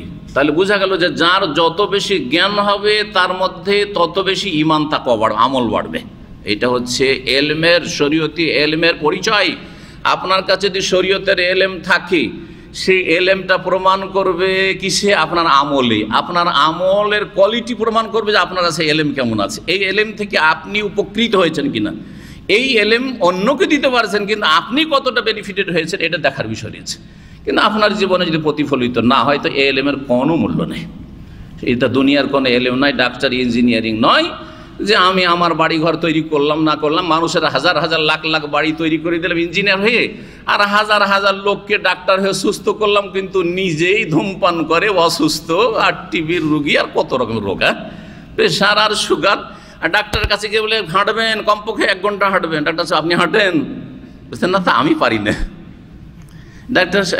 ডাক্তার সাহেব একটু পরে দেখছেন সিগারেট খাচ্ছে, ডাক্তার সাহেব আমাকে যে একটু আগে বললেন সিগারেট খেতে হবে না, আরে ভাই ওইটা তোমার জন্য, ওইটা আমার জন্য না। তো আলেমদেরকে ওইরকম হইলে হবে না। আপনার ইসলাম সেন্টার এলেম শিখছেন, ওই ক্ষেত্রে হইলে হবে না যে ভাই সহি আকিদা শিখেছি দাম্মাম থেকে, এখন শুধু সহি আকিদা, সব গোটা দেশের মানুষকে সহি আকিদার করে দেবো আর বেদাত মুক্ত করে দেবো, আর আপনি কোথায়? এটা হচ্ছে দেখার বিষয়। আপনার আকিদা, আপনার ইবাদত, আপনার আমল, আপনার আখলাক, আপনার লেনদেন কেমন, এটা হচ্ছে দেখার বিষয়। আগে আপনি নিজেকে সুসজ্জিত করে আপনার এলেম দিই, তাহলে কামিয়াব। নবী সাল্লাল্লাহু আলাইহি ওয়াসাল্লামের এটাই গুণ ছিল যে সবচেয়ে বেশি জ্ঞানী আল্লাহ সম্পর্কে এবং সবচেয়ে বেশি মুত্তাকি, পরহেজগার এবং আল্লাহ ভীরু। হাদিসের ব্যাখ্যা তর্জমাতে এতক্ষণ সময় লাগলো, কিন্তু সহিহ বুখারী যেহেতু আমরা পড়ছি, সেজন্য সহিহ বুখারীতে এটা অবশ্যই আমাদেরকে জানতে হবে যে ইমাম বুখারী রাহিমাহুল্লাহ এই হাদিসটা কেন নিয়ে আসলেন এখানে, এই হাদিসটা নিয়ে এসে কী বুঝাইতে চাইছেন ঈমানের চ্যাপ্টারে। এবং নবী সাল্লাল্লাহু আলাইহি ওয়াসাল্লাম যে কথাটি বলেছেন যে আনা আ'লামুকুম বিল্লাহ, তারপরে ইমাম বুখারী বলছেন যে আল্লাহর মারিফত হাসিল করা কিসের কাজ? আল্লাহর মারিফত হাসিল করা কিসের কাজ? অন্তরের কাজ। আর এই হাদিসে অন্তরের কাজের কথা রয়েছে, আ'লামুকুম বিল্লাহ শব্দটি রয়েছে, তাছাড়া এই হাদিসের অংশ দিয়ে অধ্যায় কায়েম করেছেন আল্লাহ সম্পর্কে রাসূলুল্লাহ সবচেয়ে বেশি জ্ঞানী। তাহলে বোঝা গেল অন্যরা, যেটা একটু আগে বললাম যে অন্যরা রাসূলুল্লাহ সাল্লাল্লাহু আলাইহি ওয়াসাল্লাম চাইতে কম জ্ঞানী, কম জ্ঞান রাখে। রাসূলুল্লাহ আল্লাহর সবচেয়ে বেশি আল্লাহ ভীরু, তাহলে অন্যরা নবী সাল্লাল্লাহু আলাইহি সাল্লামের তুলনায় কম আল্লাহ ভীরু, কম মুত্তাকি। জি হ্যাঁ, এর থেকে বোঝা গেল যে ঈমান কি হয়, কম আর বেশি হয়। যেটা খণ্ডন কার? হ্যাঁ, খণ্ডন হচ্ছে খাওয়ারিজদের। তারা বলছে ঈমান বাড়ে না, একই অবস্থায় থাকলো আর গেল। ঈমান থাকলো আর না হলে একটা কাবিরা গুনাহ করলে কি হয়ে গেল? খাওয়ারিজ মুতাজিলা ইসলাম থেকে খারিজ হয়ে গেল আর চিরকালে জাহান্নামী হয়ে গেল। তাদেরও খণ্ডন এখানে রয়েছে, তাদেরও কি রয়েছে? খণ্ডন রয়েছে। আর মুরজিয়ার খণ্ডন রয়েছে। মুরজিয়া বলছে যে আবু বকর সিদ্দিকের ঈমান আর চোর ডাকাতের ঈমান নাকি সমান, আমলের কোনো গুরুত্ব নেই। তাহলে পার্থক্য কেন? নবী সাল্লাল্লাহু আলাইহি ওয়াসাল্লামের ঈমান আর তোমাদের ঈমানে এত, আনা আ'লামু বিল্লাহ ওয়া আতকাকুম, তোমাদের সবচেয়ে বেশি মুত্তাকি, সবচেয়ে বেশি জ্ঞানী। হ্যাঁ, পার্থক্য আছে না নেই? তো এখানে মুরজিয়াদের খণ্ডন রয়েছে, যারা বলছে যে আমলের কোনো গুরুত্ব নেই, হ্যাঁ ঈমান বাস বিশ্বাস করলে একবারে কামেল মুমিন হয়ে যায়, তাদের খণ্ডন। বরং আমলের ভিত্তিতে মানুষের উঁচ নিচ রয়েছে। ঠিক তেমনি যারা খারিজি চরমপন্থী তাদের খণ্ডন রয়েছে। আচ্ছা, খণ্ডন আরেকটা গুমরাহ ফিরকার রয়েছে কাররামিয়া, যাদের নাম বলেছিলাম। এই নামটি যদিও জনগণের কাছে অপরিচিত। কাররামিয়ারা কি বলেছে? ঈমান কিসের নাম? দেখি কারো মনে আছে কিনা। ঈমান কিসের নাম তাদের কাছে? না, শুধু জবানে উচ্চারণ করার নাম। জবানে লা ইলাহা ইল্লাল্লাহ পড়লেই কামেল মুমিন হয়ে যায় তাদের কাছে, মুসলিম হয়ে যায়। অন্তর্বিশ্বাস থাক আর না থাক, অন্তর্বিশ্বাস থাক আর না থাক। ইমাম বুখারী কি বলছেন? আল্লাহর মারেফত, পরিচিতি লাভ কিসের কাজ? অন্তরের কাজ। যখন আল্লাহর পরিচিতি লাভ হয়নি, কলবের কাজ হয়নি, মুখে শুধু শাহাদাতে আশহাদু আল্লা ইলাহা ইল্লাল্লাহ ওয়া আশহাদু আন্না মুহাম্মাদুর রাসূলুল্লাহ বলে সে মুসলিম হবে না। জি হ্যাঁ, কারণ হাদিসে এসেছে আমি আল্লাহ সম্পর্কে সবচেয়ে বেশি জানি। আর জানা মারেফত হচ্ছে কিসের কাজ? অন্তর দিয়ে জানা হয়। সুতরাং অন্তরের কাজ যদি না, আল্লাহ সম্পর্কে কিছুই জানে না। এর একটা প্র্যাকটিক্যাল উদাহরণ দিয়ে আপনাকে, এবার সাধারণ উদাহরণ না দিলেও অনেকে সাধারণ মানুষ বুঝবেন না, কারণ অনেক ডিপলি কথা যখন হয় তখন বোঝা আসে না। একটা অমুসলিম রাস্তায় পেলেন আপনি, আর উঠিয়ে নিয়ে চলে আসলেন এখানে বড় সওয়াবের আশায় যে একটা লোককে যদি আমার মাধ্যমে মুসলমান করে দিতে পারি তো আমি জান্নাতে যাবো। অনেকে কিন্তু ধারণা যে একটা লোক আমার মাধ্যমে হেদায়েত হয়ে গেল, আমার জন্য জান্নাত ফরজ হয়ে গেল, এটা আবার ধারণা করে। কিন্তু এটা জানেন না যে প্রদীপ আলো দেয়, কিন্তু প্রদীপের তলে কি থাকে? অন্ধকার থাকে। তো এমনটা আপনি না হন, তা আপনার ইমান আমল ঠিক না থাকলে শুধু কাউকে ইসলামে ঢুকিয়ে দিয়ে জান্নাত পাওয়া যাবে না। কথা বোঝা গেছে না? এই ফজিলত ভ্রান্ত ফজিলত। আরও অবাক করা মানুষের মানে ধর্মীয় বিশ্বাস আমরা শুনতে পাই। এই যে যখন কেউ মুসলমান হয় কোনো মসজিদে, তখন লাইন লেগে যায় কিসের জন্য? ধস্তাধস্তির জন্য। কোলাকলিকে আমি ধস্তাধস্তি বলি। এদের যে কোলাকলিটা সুন্নতি না, এটাকে আমি যদি শরীয়ত সম্মত হয় তাহলে ওটাকে বলি না, কারণ এই তরিকাটা আসলে ভুল তরিকা। এই যে কোলাকলি, ঈদের দিনের কোলাকলি, কোন কোলাকলি? বেদাতি কোলাকলি। ঠিক ওই রকমই এখানকার কোলাকলি যদি এই সেন্স নিয়ে হয়, এই আকীদা নিয়ে হয় যে নিউ মুসলিম এখন একবারে মাসুম বাচ্চা, নিষ্পাস বাচ্চার মতো হয়ে গেছে, সুতরাং তাকে যদি বুকে ধরে জড়াইতে পারি, আলিঙ্গন করতে পারি, তাহলে আমার জন্য জান্নাত নসিব হয়ে গেল, তাহলে বেদাত। বেদাত এই ধারণা নিয়ে কোলাকলি করা। কিন্তু যদি তাকে খুশি করার জন্য, যে তাকে একবার আমরা আগ্রহের সাথে আমরা আপ্যায়ন করলাম অথবা তার ইস্তিকবাল করলাম, যেটাই বলেন আপনি, ওয়েলকাম করলাম, সেই জন্য সালাম করলাম, মুসাফা করলাম, তাহলে ঠিক আছে, কোলাকুলি করলাম, কোনো অসুবিধার কথা নাই। তাহলে যারা এইরকম কোলাকুলিগুলি করলেন সেটা শরীয়ত সম্মতও হইতে পারে, আবার বিদআতও হইতে পারে, গুনার কাজও হইতে পারে, যদি বাড়াবাড়ি থাকে, ভুল ধারণা থাকে। কি বলছিলাম? কি বলছিলাম? যে কাররামিয়ারা বলছে মুখে লা ইলাহা ইল্লাল্লাহ পড়লেই হয়ে যাবে, কারণ ঘটনা শেষ হয়নি। একটা অমুসলিমকে ধরে নিয়ে আসলেন, আর নিয়ে আসার পরে এখানে বললেন শেখ একে পেয়েছি, ওকে রাজি করলেন যে কিচ্ছু করা লাগবে না, শুধু তোকে বলবে এখানে শেখ আছে, বলবে যে একটা কলমা পড়তে বলবে, তুই পড়ে নিবি। কি কলমাটা? বলছে আশহাদু আল্লা ইলাহা ইল্লাল্লাহ ওয়া আশহাদু আন্না মুহাম্মাদুর রাসূলুল্লাহ। শুধু এটাই পড়তে হবে?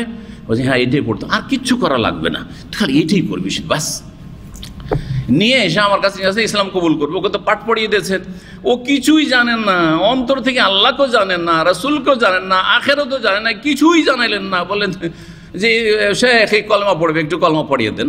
আর এখানে নিয়ে এসে বলে আশহাদু আল্লা ইলাহা ইল্লাল্লাহ ওয়া আশহাদু আন্না মুহাম্মাদুর রাসূলুল্লাহ। মাশাআল্লাহ, আল্লাহু আকবার।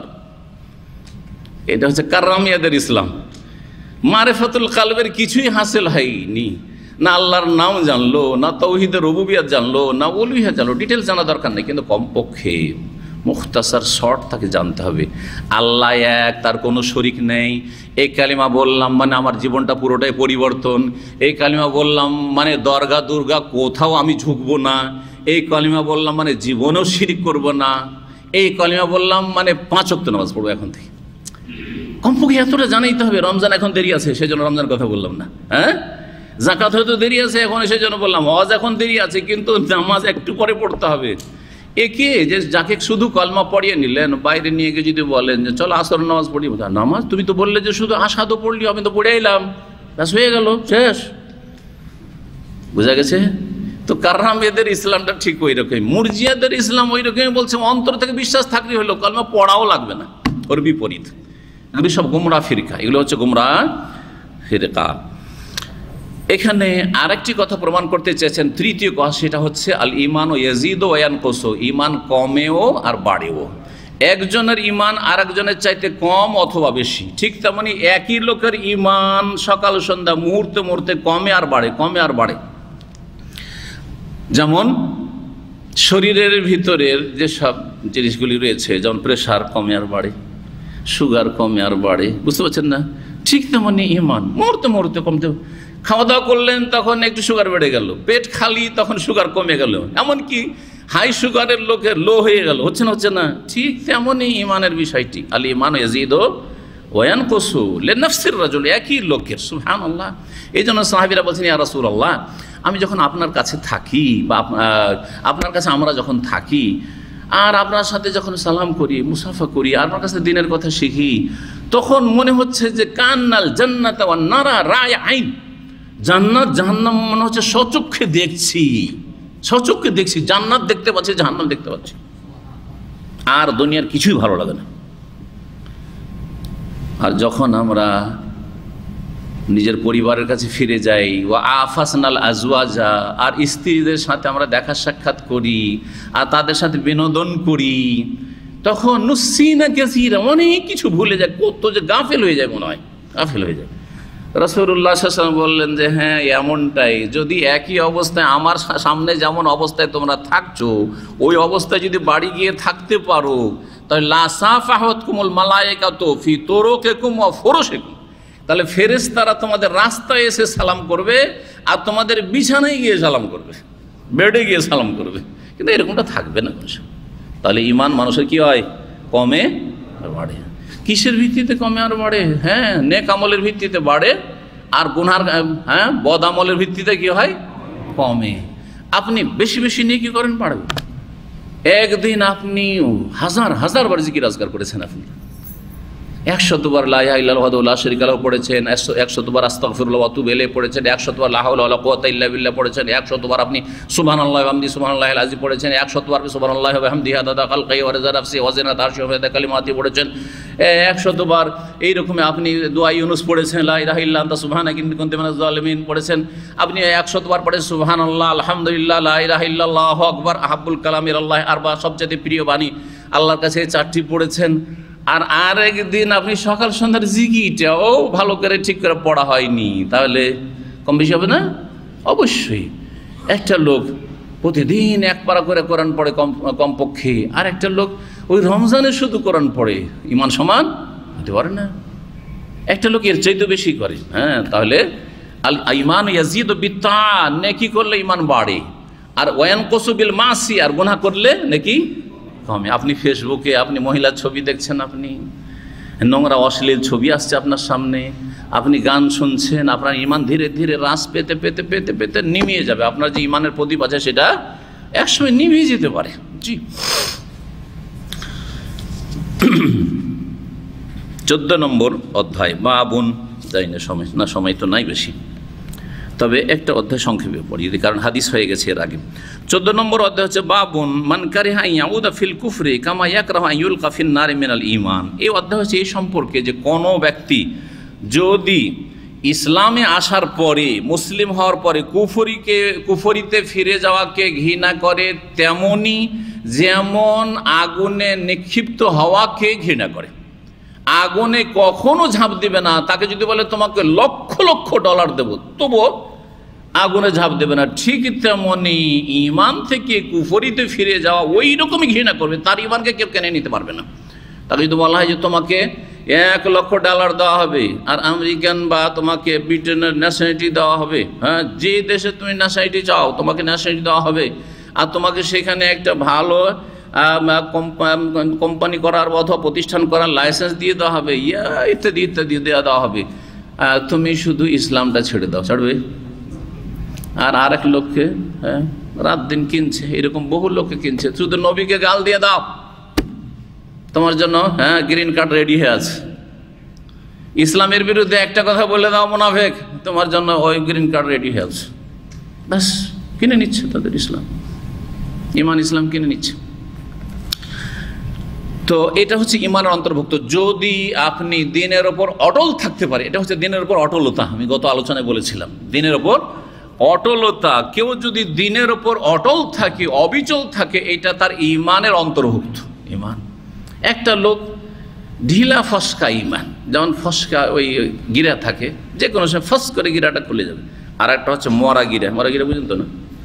হ্যাঁ, শক্ত গিরা, আমরা মরা গিরা বলি, জানি না আপনারা বলেন কিনা, মানে এমন খোলায় মুশকিল। তো আপনার আকিদা, ইসলামী আকিদা, সহি আকিদার গিরা এবং তৌহিদ, আপনার ইমান ইসলামটা ওইরকম মজবুত হইতে হবে, অটুট হইতে হবে, লানফেসাম আল্লাহ, যেন ছুটে না যায়।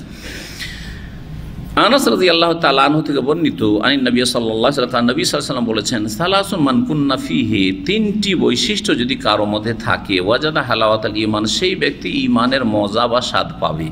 মান কান আল্লাহু ওয়া রাসূলুহু আহাব্বা ইলাইহি মিম্মা সিওয়াহুমা, বাক্যের পার্থক্য আছে, আগেরটাতে রয়েছে আইয়াকুন আল্লাহু ওয়া রাসূলুহু বলে রয়েছে, পার্থক্য কিছু রয়েছে, বিভিন্ন রিওয়ায়াত, শব্দের পার্থক্য, অর্থ একই। যার কাছে আল্লাহ এবং রসুল সারা দুনিয়ার সমস্ত কিছুর চাইতে প্রিয় হবে, আল্লাহ এবং রসুল কি হবে? সবচেয়ে বেশি প্রিয় হবে, এক গুণ। ওমান আহাব্বা আবদান, আর দ্বিতীয় গুণ হচ্ছে যে কোনো ব্যক্তিকে ভালোবাসে কিসের জন্য? লা ইউহিব্বুহু ইল্লা লিল্লাহ, একমাত্র আল্লাহর ওয়াস্তে ভালোবাসে। কার জন্য ভালোবাসে? আল্লাহর জন্য। তার সাথে আর কোনো রিলেশন নেই, তার সাথে আর কোনো গরজ নেই, স্বার্থ নেই। জি হ্যাঁ, ভালোবাসা কিসের জন্য? লিল্লাহি ওয়া ফিল্লাহি, আল্লাহর জন্য ভালোবাসা। লা ইউহিব্বুহু ইল্লা লিল্লাহ, আল্লাহর জন্য শুধু ভালোবাসে। জি হ্যাঁ, দ্বিতীয় গুণ এটা। তৃতীয় গুণ হচ্ছে ওমান ইয়াকরাহু আন ইয়াউদা ফিল কুফরি, যে কুফরিতে ফিরে যাওয়াকে ঘৃণা করে। ইজ আনকাযাহুল্লাহ, কারণ আল্লাহ তাকে রক্ষা করেছেন কুফরি থেকে বা উদ্ধার করেছেন। কামা ইয়াকরাহু আন ইউলকা ফিন্নার, যেমন আগুনে নিক্ষিপ্ত হওয়াকে ঘৃণা করে। আগুনে কেউ যদি তাকে ফেলে, কখনো গায়ে জোর থাকলে সে আগুনে সে নিক্ষিপ্ত হবে না, আপ্রাণ চেষ্টা করবে, শেষ পর্যন্ত চেষ্টা করবে নিজেকে বাঁচাবার। ঠিক তেমনই ইমান ইসলামকে রক্ষা করার জন্য যতক্ষণ পর্যন্ত আমি বেঁচে আছি, আমার শরীর শক্তি আছে, জবানের শক্তি আছে, আমি কুফরিকে বর্জন করব, ইমানের উপর অটল থাকব। এর হচ্ছে তৃতীয় গুণ। এই তিনটি গুণকে সংক্ষেপে আমি বলেছিলাম, কারো মনে আছে? দেখি কতটা শুনে ফায়দা হচ্ছে, এজন্য নোট করিয়েন। যেসব ভাইরা নিয়মিত আসছেন যদি নোট করেন। হ্যাঁ, ওলামারা বলেছেন, হ্যাঁ, আল ইলমু সাইদুন ওয়াল কিতাবাতু কাইদুন, আল ইলমু সাইদুন ওয়াল কিতাবাতু কাইদুন। এলেম শিখা হচ্ছে শিকার করার মতো। এলেম শিখা হচ্ছে বনে গিয়ে হরিণ শিকার করা, খরগোশ শিকার করা বা পাখি শিকার করার মতো। এলেম হাসিল করা, শিকার করে বেড়াচ্ছি, এখান থেকে ওখান থেকে এলেম শিকার করছি যেন। হ্যাঁ, আর ওয়াল কিতাবাতু, আর যদি লিখে নিতে পারেন তাহলে শিকার করার পরে একটা হরিণ শিকার করেছে, বেঁধে দিলাম, আর ছুটে পালাবে না, আর ছুটে পালাইতে পারবে না, ব্রেন থেকে আর পালাবে না। পালাইলে অসুবিধা নেই, ফট করে দেখবো যে গত সপ্তাহের ক্লাসটাতে এত তারিখের ক্লাসে কি ছিল, মেন পয়েন্টগুলো। হ্যাঁ, প্রথমটা সহজ, মাহাব্বাতুল্লাহ ওয়া রাসূলি, আল্লাহ এবং রসুলের ভালোবাসা। ইমানের স্বাদ মজা কে পাবে? যার মধ্যে আল্লাহ এবং তার রসুলের ভালোবাসা সবচেয়ে বেশি আছে, এক। দুই নম্বর, আবার বলছি গুরুত্বপূর্ণ, সেই জন্য গত সপ্তাহের আগের সপ্তাহেই তো আমার দাঁড় ছিল। দ্বিতীয় কি বললাম? প্রথম বললাম, দ্বিতীয় আল্লাহর জন্য ভালোবাসা বা মাহাব্বাতু আউলিয়াহি, আল্লাহর বন্ধুদেরকে ভালোবাসা। আগেরটা কি ছিল?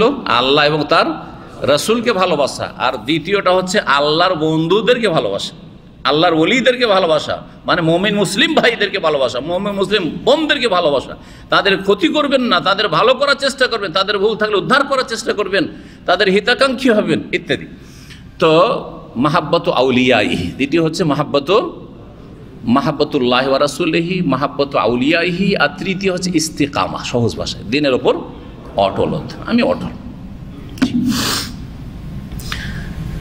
এখানে আজকের আলোচনা শেষ করছি। যেটা বুঝাতে চেয়েছেন ইমাম বুখারী রাহমাতুল্লাহ, সেটা হচ্ছে যে কারো মধ্যে যদি এই গুণটা থাকে যে আমি দুনিয়া ছেড়ে দিতে পারি, হ্যাঁ, মরে যেতে পারি, কিন্তু আমি আমার ইমান ইসলাম ছাড়বো না, আমার নামাজ ছাড়বো না, আমার দাড়ি রাখবো, সে খেতে পায় আর না পায়, চাকরি পায় আর না পায়, এটা হচ্ছে মিনাল ইমান, ইমানের অন্তর্ভুক্ত। কিসের অন্তর্ভুক্ত? ইমান। এটা হচ্ছে আপনার ইমানের একটা অংশ। জি, টাকনার উপর আমি কাপড় রাখবো, যে যাই বলুক না কেন। আমি বিয়ে করব, আমার আব্বা আম্মা বলুক আর নাই বলুক, অনেক আব্বা আম্মা আছে কি চায়, আপনার ইনকাম খেতে চায়, না না এখন তোর বিয়ে করা চলবে না, এখন তোর সিরিয়াল আসেনি, আরো 2-3 জন আছে, তোর বোনদের বিয়ে দিই তারপরে বিয়ে দেবো। আরে ভাই, আমি গুনাহ হচ্ছে আমার দ্বারা, আর আমার বাবাকে গুনায় ডুবে থাকবো, আর টাকা চাই শুধু, না না, এটা চলবে না। তখন এইরকম বাপ মায়ের পরামর্শ নেওয়া যাবে না। ভালো করে শুনে রাখেন, কারণ আপনার গুনাহ থেকে বাঁচা ফরজ, আর আপনার বাপ মা আপনার গুনার দিকে কি করেছে, ঠেলে দিচ্ছে এইভাবে। সুতরাং এইরকম যার পরিস্থিতি, যৌন চাহিদা তার বরদাস্ত করতে পারছেন না, আয়ত্তে রাখতে পারছেন না, তার জন্য বিয়ে করা ফরজ। বাপ মা বলুক আর না বলুক, মেয়ে নয়, মেয়ের জন্য ওলি লাগবে, মেয়ের জন্য ওলি লাগবে। তারপরও যদি কোনো মেয়েকে বলে তোকে পড়তে হবে, বিয়ে দেবো না, অথচ মেয়ে বলছে বিয়ে করব, তখন তার বেলায়াত অভিভাবকত্ব নষ্ট হয়ে যাবে। কেন বাধা দেবে? এখানে বাধা দেওয়ার অধিকার নেই। তখন সে অভিযোগ করতে পারবে সরকারের কাছে যে আমার আব্বা আমাকে বিয়ে করতে দিচ্ছে না। অনেক মেয়েরা চাকরি করে, বেতন খেতে চায়, সেজন্য মেয়ের আর বিয়ে দিতে চায় না, কারণ জামাই হয়ে গেলে তো জামাইয়ের ঘরে বেতন চলে যাবে। সেই ক্ষেত্রে বাপের কথা মানবে না। হ্যাঁ, যদিও ওলি ছাড়া বিয়ে হয় না, কিন্তু এই ক্ষেত্রে তার অভিভাবকত্ব বেলায়াত নষ্ট হয়ে যাবে, ও আর ওলি থাকবে না। অন্য কোনো ব্যক্তি যে ওর চাচা বিয়ে দিতে পারবে, ওর দাদা বিয়ে দিতে পারবে, ওর ভাই বিয়ে দিতে পারবে, অথবা সরকার বিয়ে দিয়ে দেবে। তখন সরকার বিয়ে দিতে পারবে, কারণ অযোগ্য ওলি। কে? বাপ আছে কিন্তু হচ্ছে অযোগ্য ওলি। যাই হোক, মাসলা না বাড়ি এখানে আলোচনা শেষ করছি। ও সাল্লাল্লাহু ওয়া সাল্লাম আলা নবিয়িনা মুহাম্মদ ওয়া আলা আলিহি ওয়া সাহবিহি আজমাইন।